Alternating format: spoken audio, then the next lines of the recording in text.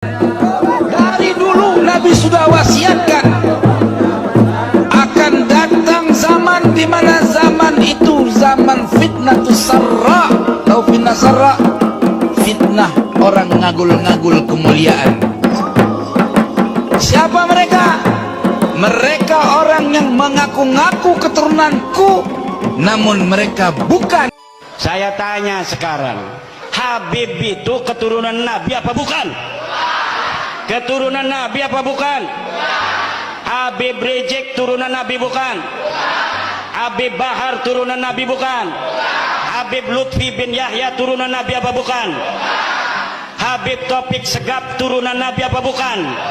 Ajari anakmu cinta kepada anak turun Nabi Muhammad. Orang itu cinta sama anak turunnya Nabi Muhammad bukan dituntut dari keluarganya Nabi Muhammad. Saya cucunya Nabi Muhammad, kamu wajib cinta sama aku. Jadi ada seorang keluar di televisi, dia pakar dalam masalah DNA. Dia menukilkan tentang ahli DNA dari yang ada di dunia ini, yang menukil tentang jenis-jenis DNA. Setiap misalnya DNA-nya orang India ada rumusnya, DNA-nya orang Asia ada rumusnya, DNA-nya orang Arab ada rumusnya, DNA-nya orang Persia ada rumusnya.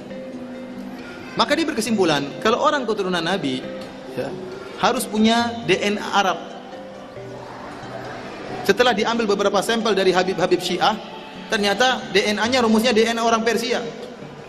Waktu saya masih di Habib Bahar sering bilang, belajar sama satu Habib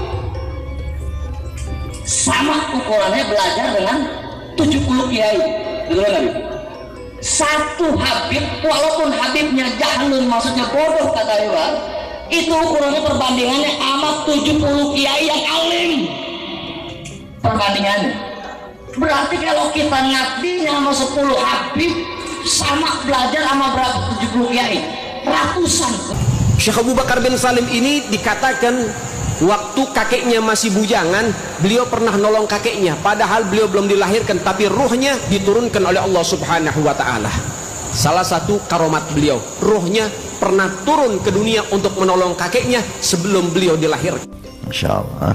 Dulu ada seseorang masuk ke kota Tarim, wali masuk ke kota Tarim, yang wali, subhanallah, Allah berikan keagungan daripada karomah mereka sampai memberhentikan matahari. Matahari itu dibuat berhenti agak lama asarnya. Kemudian ada perempuan kota Tarim keluar dari jendela yang mengatakan, "Gal ya fulan, fakka syams." Lepaskan itu yang namanya mataharinya. Kita lagi puasa ahli Tarim. Nanti kelamaan ini puasanya. Lepaskan. Subhanallah. Ini wali langsung tahu dilepaskan sehingga subhanallah. Para salin. Pertama menolak Habib, nanti lama-lama menolak Islam. Ya. Ujung-ujungnya tuh ya ke sana. Maka ibarat makan bubur panas. Ya. Bubur panas itu dia tidak langsung dari tengah karena panas, pinggir-pinggirnya dulu. Iya, menolak. Kalau sudah orang kehilangan kecintaan kepada para habaib, hilang kecintaan pada ulama, hilang mahabbah, ya lama-lama ketika Islam dihinakan, cuek aja. Hati-hati, ini sedang menggerogoti kita. Maka kita tetap mencintai para habaib, zuriat Rasulullah sallallahu alaihi wasallam. Kan kalau tidak percaya pada Habib berarti lama-lama tidak percaya pada Islam. Ini cara berpikir ini saya masih bingung. Tidak percaya pada Habib berarti tidak percaya Habib itu cucu Nabi lah begitu. Maka itu sama saja dengan tidak percaya kepada Islam. Lama-lama akan tidak percaya pada Islam. Ini dalam teori silogisme ini muqaddimah sugro, muqaddimah kubro, natijahnya ini enggak pas. Memang Habibnya sebagai apa? Sehingga disamakan kemudian dengan Islam. Apakah Habib ini termasuk rukun Islam? Sehingga orang yang tidak percaya kepada Habib ini berarti tidak percaya pada Islam. Rukun Islam yang saya tahu kan cuma 5. Syahadat, sholat, puasa, haji, zakat ya. Itu urutannya mungkin tidak urut ya, nggak apa-apa. Nah, tidak ada itu frase di dalam rukun Islam itu ada Habib itu sebagai rukun Islam, sehingga kalau kita tidak menjalankan rukun Islam kita tidak lagi bisa disebut Islam, tidak ada. Kemudian apakah percaya bahwa Habib itu merupakan cucu Nabi masuk dalam rukun iman? Juga tidak.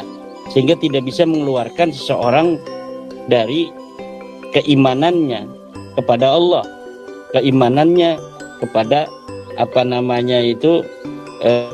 Nabi Muhammad. Apakah Allah dalam Al-Quran pernah mengatakan bahwa Habib ini cucu Nabi?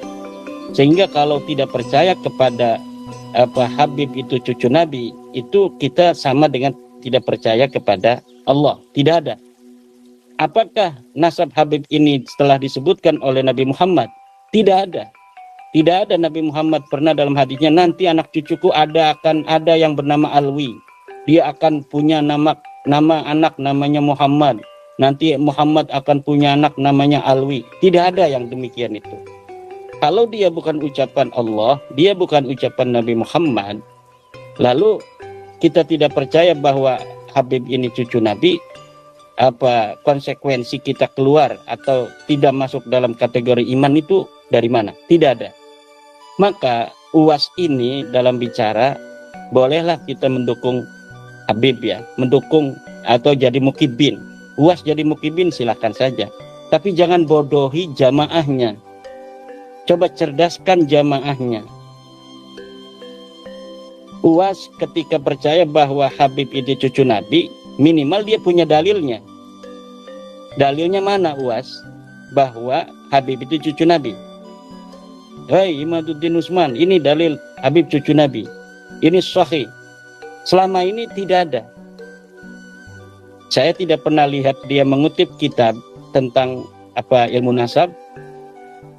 Dia hanya apa yang dia tahu selama ini. Nah, ini menutup jamaahnya untuk cerdas. Jamaahnya UAS ini kan bukan jamaah NU. Dia memang dalam amaliyah mungkin mirip dengan NU, tetapi dia dalam cara pandang keagamaan harokah itu tidak sama dengan NU. Jamaahnya saja bukan jamaah NU, itu sama dengan para mukibin ustadz-ustadz pendukung Habib itu yang sekarang membela nasab Habib itu sebenarnya tidak ada kaitan dengan NU. NU menolak khilafah. Ustadz Abdul Somad ini pendukung khilafah. NU menolak FPI. Gus Naji mendukung FPI.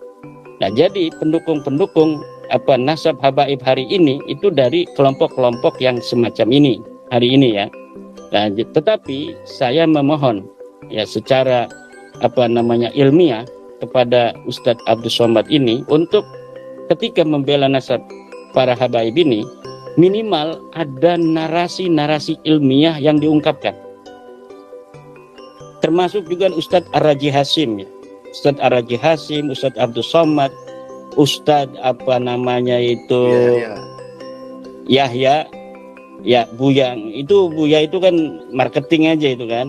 Lah ini tolong ada dalilnya. Jangan jadikan masyarakat bodoh hanya untuk bertaklid. Sementara Allah melarang kita untuk bertaklid. Wala taqfu ma laisa laka bihi ilmun. Jangan engkau ikuti sesuatu yang kamu tidak ada dalil di sana. Tidak ada ilmu di sana.